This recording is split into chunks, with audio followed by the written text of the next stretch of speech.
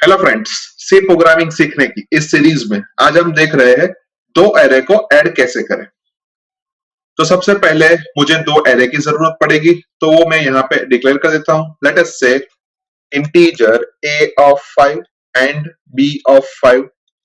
उसके बाद मैं clr scr लिख देता हूँ ताकि मुझे कोई प्रीवियस आउटपुट दिखाई ना दे, और लास्ट में मैं get ch लिख देता हूँ।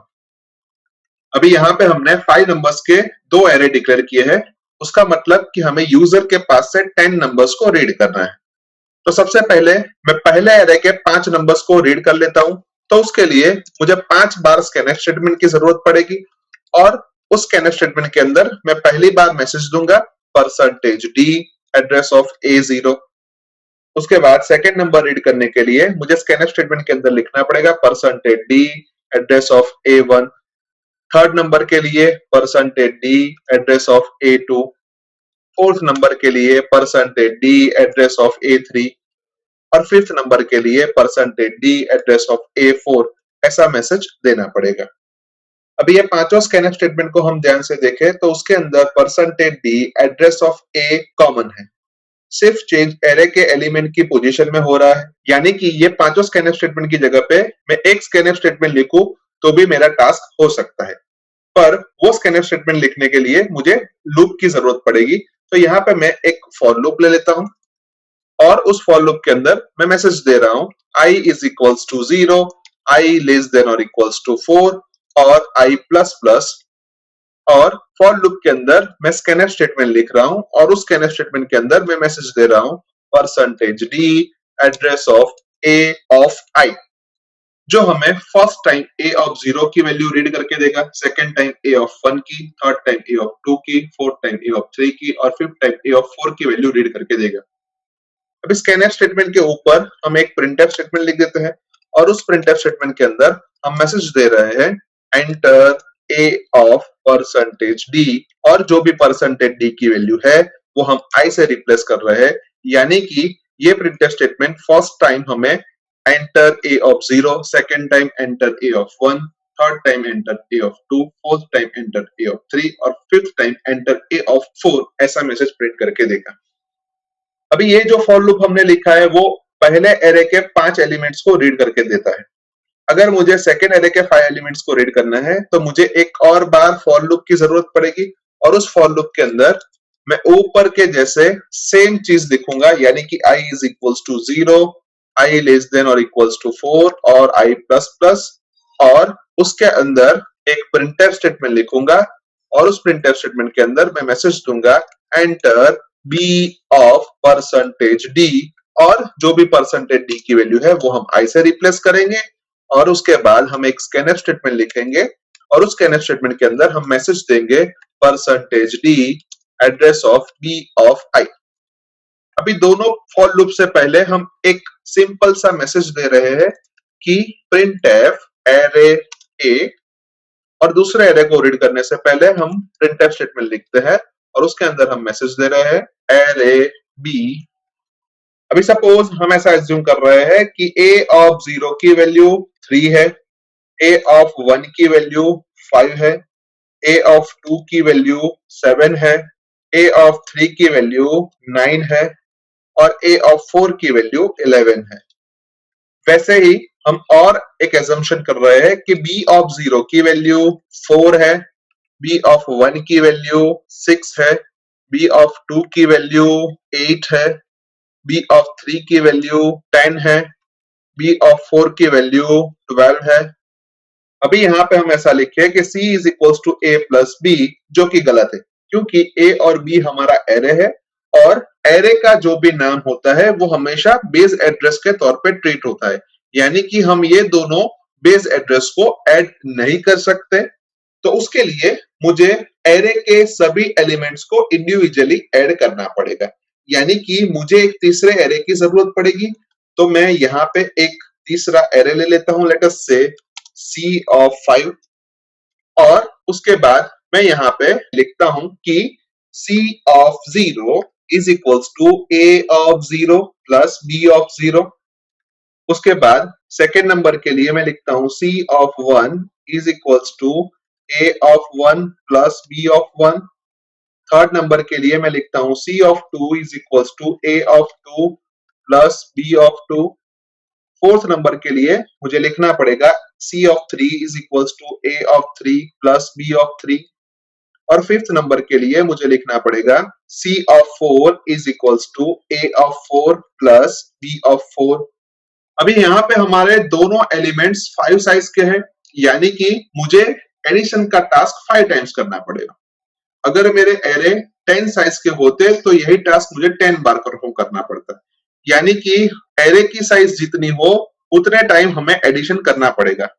तो उसको हम एक लूप के अंदर लिख देते हैं। लेट अस से I is equals to 0, I less than or equals to 4 और I plus plus। जो फॉर लूप हमारे ऊपर के जैसा ही है, क्योंकि हमें ऊपर के सारे एलिमेंट्स को ही ऐड करना है। सो यहाँ पे फॉर लूप के अंदर मैं लिख देता हूं कि C of I is equals to A of I plus B of I, जो हमें फर्स्ट टाइम A of 0 और B of 0 का सम करके देगा और उसका आंसर C of 0 में स्टोर करके देगा। Same way second time A of 1 और B of 1 का एडिशन होगा और वो C of 1 के अंदर स्टोर होगा। वैसे करते करते हम लास्ट में A of 4 और B of 4 को ऐड करेंगे और उसको C of 4 में स्टोर करेंगे। और उसके बाद हम एक और बार फॉर लूप लेते हैं और जो भी हमारा एडिशन आया उसको प्रिंट करके देख लेते हैं, यानी कि उसके लिए भी हमें ऊपर के जैसा सेम फॉर लूप की जरूरत पड़ेगी। तो मैं लिख देता हूं कि I is equals to 0, I less than or equals to 4 और I plus plus, और उसके अंदर मैं एक printf स्टेटमेंट लिखता हूं और उस printf स्टेटमेंट के अंदर मैं मैसेज दे रहा हूं %5d, और जो भी %5d की वैल्यू है वो हम C of I से रिप्लेस कर रहे हैं। और फॉर लूप के पहले हम एक सिंपल सा प्रिंटफ स्टेटमेंट लिखते हैं और उस प्रिंटफ स्टेटमेंट के अंदर हम मैसेज दे रहे हैं रिजल्टेंट एरे इज। अभी यहाँ पे हम देखें तो A of 0 की वैल्यू 3 है और B of 0 की वैल्यू 4 है, जो हमें 7 दे रहा है। उसके बाद A of 1 की वैल्यू 5 है और B of 1 की वैल्यू 6 है, जो हमें 11 दे रहा है। उसके बाद A of 1 की वैल्यू 7 है और B of 1 की वैल्यू 8 है, जो हमें 15 दे रहा है। उसके बाद A of 3 की वैल्यू 9 है और B of 3 की वैल्यू 10 है, जो हमें 19 दे रहा है। और लास्ट में A of 4 की वैल्यू 11 है और B of 4 की वैल्यू 12 है, जो हमें 23 दे रहा है। अभी लूप के अंदर हमने I नाम के एक वेरिएबल का यूज किया है, लेकिन उसको हमने ऊपर डिक्लेयर नहीं किया, तो सबसे पहले हम उसको ऊपर डिक्लेयर कर देते हैं। लेट अस से इंटीजर I, और उसके बाद प्रोग्राम को सेव कर देते हैं। सेव करने के बाद प्रोग्राम को कंपाइल करते हैं। कंपाइलेशन में कोई भी एरर नहीं आई तो प्रोग्राम को रन करके देख लेते हैं, जहां पे मैं A of 0 की वैल्यू 3, A of 1 की वैल्यू 5, A of 2 की वैल्यू 7, A of 3 की वैल्यू 9 और A of 4 की वैल्यू 11 इंसर्ट करना हूं। उसके बाद B of 0 की वैल्यू 4, 1 की वैल्यू 6, 2 की वैल्यू 8, 3 की वैल्यू 10 और 4 की वैल्यू 12 इंसर्ट कर रहा हूं, और मुझे आउटपुट के तौर पे मिल रहा है रिजल्टेंट एरे इज 7, 11, 15, 19 एंड 23, जो कि परफेक्टली सही है, क्योंकि अभी अभी ही हमने ये दोनों एरे को मैन्युअली ऐड करके उसका आउटपुट फाइंड किया है और जो हमें यही आउटपुट दे रहा है। अभी हम लूप को ध्यान से देखें तो लूप के अंदर हमने I लेस देन और इक्वल्स टू 4 लिखा है, उसकी जगह पे हम I लेस देन 5 लिखे तो भी हमारे लॉजिक में कोई फर्क नहीं पड़ता। नीचे के लूप के अंदर भी हम I लेस देन 5 लिखे तो भी हमारे लॉजिक में कोई फर्क नहीं पड़ता। उसके बाद वाले लूप के अंदर भी हम I लेस देन 4 की जगह पे I लेस देन 5 लिखे तो भी कोई फर्क नहीं पड़ता, और रिजल्टेंट एरे वाले लूप के अंदर भी हम I लेस देन और इक्वल्स टू 4 की जगह पे I लेस देन 5 लिखे तो भी कोई फर्क नहीं पड़ता। अभी यहाँ पे हम ध्यान से देखें तो हमने 5 नंबर्स के दो एरे को ऐड किया है। अगर मुझे 10 नंबर्स के दो एरे को ऐड करना है तो सबसे पहले मुझे इंटीजर A of 5 की जगह पे A of 10 करना पड़ेगा, इंटीजर B of 5 की जगह पे B of 10 करना पड़ेगा, इंटीजर C of 5 की जगह पे C of 10 करना पड़ेगा। उसके बाद लूप के अंदर हम I लेस देन 5 की जगह पे I लेस देन 10 करना पड़ेगा। उसके बाद वाले लूप के अंदर भी हमें I लेस देन 5 की जगह पे I लेस देन 10 करना पड़ेगा, और नीचे जो दो लूप हमें दिए गए हैं उसके अंदर भी हम I लेस देन 5 की जगह पे I लेस देन 10 कर देते हैं। यानी कि टोटल 7 जगह पे चेंज करने के बाद हमें 10 नंबर्स के दो एरे का एडिशन मिल सकता है।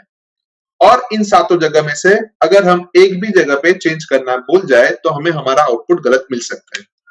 तो उसकी जगह पे हम यहाँ पे एक कांस्टेंट डिक्लेयर कर देते हैं, लेट अस से हैश डिफाइन n और 10, और जहां जहां पे भी हमने 10 लिखा है वहां पे हम n लिख देते हैं, यानी कि डिक्लेरेशन के तौर पे a ऑफ 10 की जगह पे a of n, b of 10 की जगह पे b of n, c of 10 की जगह पे c ऑफ n। वैसे ही नीचे चारों लूप के अंदर i लेस देन 10 की जगह पे i लेस देन n, यानी कि हम ऐसा बोल सकते हैं कि ऊपर सिर्फ एक जगह पे हम n की वैल्यू चेंज करेंगे तो नीचे सातों जगह पे n की वैल्यू ऑटोमेटिकली चेंज हो जाएगी, यानी कि ये 7 जगह पे चेंज करने से बेटर तरीका है।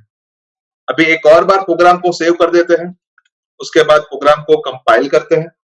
कंपाइलेशन में कोई भी एरर नहीं आई तो प्रोग्राम को रन करके देख लेते हैं। जहां पे मैं a ऑफ 0 की वैल्यू 12, 1 की वैल्यू 23, 2 की वैल्यू 45, 3 की वैल्यू 56, 4 की वैल्यू 0, 5 की वैल्यू 89, 6 की वैल्यू 78, 7 की वैल्यू 90, 8 की वैल्यू 56, 9 की वैल्यू 34 इंसर्ट कर रहा हूँ। वैसे ही b ऑफ 0 की वैल्यू मैं 23, 1 की वैल्यू 34, 2 की वैल्यू 45, 3 की वैल्यू 56, 4 की वैल्यू 67, 5 की वैल्यू 78, 6 की वैल्यू 89, 7 की वैल्यू 9, 8 की वैल्यू 7, 9 की वैल्यू 6 इंसर्ट कर रहा हूँ, और मुझे आउटपुट के तौर पे मिल रहा है रिजल्टेंट एरे इज 35, 57, 90, 112, 67, 167, 167, 99, 63 एंड 40, जो कि परफेक्टली सही है। पर ये दोनों एरे के लिए हमने हमारे कोड को मैन्युअली एग्जीक्यूट करके नहीं देखा, पर आप खुद उसको मैन्युअली एग्जीक्यूट करके हमें जो आउटपुट मिल रहा है उसको वेरीफाई कर सकते हो। यानी कि हम ऐसा बोल सकते हैं कि इस प्रोग्राम की मदद से हम किसी भी साइज के दो एरे को इजीली ऐड कर सकते हैं। सो आई होप कि आपको इस प्रोग्राम के अंदर अच्छी तरीके से समझ आ चुकी होगी। आज के वीडियो में बस इतना ही, नेक्स्ट वीडियो में फिर से मिलेंगे। Thank you very much.